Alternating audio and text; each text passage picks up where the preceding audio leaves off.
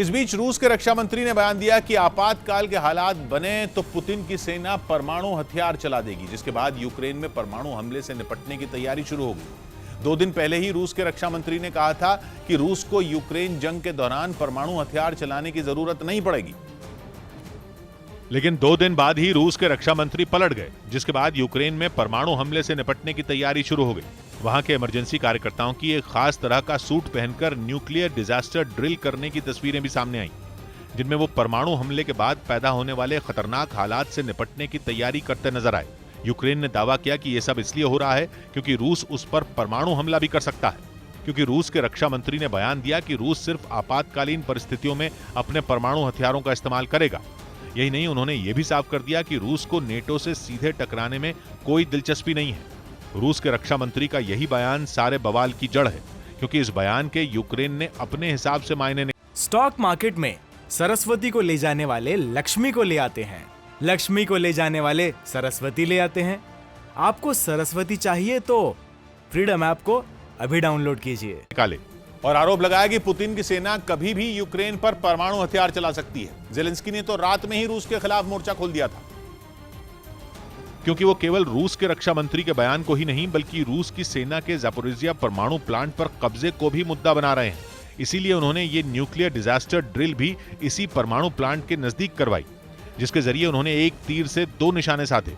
पहला, रूस के परमाणु हथियार के आपातकाल में इस्तेमाल वाले बयान पर बवाल किया, और दूसरा, उस पर ज़ापोरिज़िया परमाणु प्लांट से हटने का दबाव बनाया।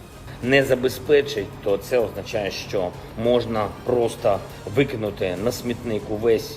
यानी यूक्रेन के हाथ ऐसा मुद्दा लगा है जिससे ये प्रोपेगेंडा फैल सकता है कि रूस दुनिया को परमाणु युद्ध की आग में झोंकने वाला है।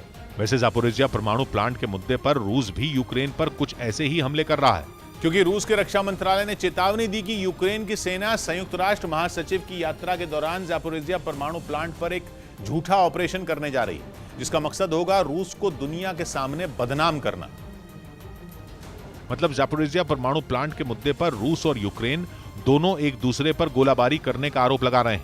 यही नहीं, रूस के रक्षा मंत्रालय का मानना है कि परमाणु प्लांट में विस्फोट का डर दिखाकर यूक्रेन इस मामले में दुनिया के दूसरे देशों की एंट्री करवा देगा और वो वहां अपनी सेनाएं तैनात करने के लिए मजबूर हो जाएंगे। रही बात रूस की, उसकी बदनामी होगी वो अलग, क्योंकि यूक्रेन जंग की शुरुआत के 1 हफ्ते बाद ही रूस की सेना का ज़ापोरिज़िया परमाणु प्लांट पर कब्जा हो गया था, जिसके बाद से लगातार यूक्रेन दुनिया से मदद मांग रहा है और अपील कर रहा है कि वो वहां से रूस के सैनिकों को हटाने में मदद करे, लेकिन ऐसा नहीं हो पाया।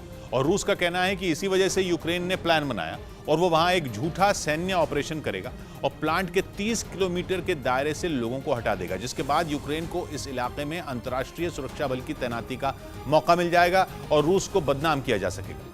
यही नहीं, रूस की ओर से एक नक्शा भी जारी किया गया, जिसमें बताया गया कि अगर यूक्रेन के प्लान की वजह से विस्फोट हुआ तो आसपास के कई देश चपेट में आ जाएंगे, जिनमें Poland, Germany, Slovakia, Denmark, Norway और स्वीडन जैसे देश शामिल हैं। यानी यूक्रेन के रूस को मात देने के चक्कर में इन देशों की शामत आ सकती है। ज़ापोरिज़िया परमाणु प्लांट यूरोप का सबसे बड़ा और दुनिया के 10 सबसे बड़े परमाणु पावर प्लांट में एक है और यूक्रेन में परमाणु ऊर्जा से पैदा होने वाली कुल बिजली के आधे से ज्यादा का उत्पादन करता है, जिससे करीब 40 लाख घरों को बिजली मिलती है।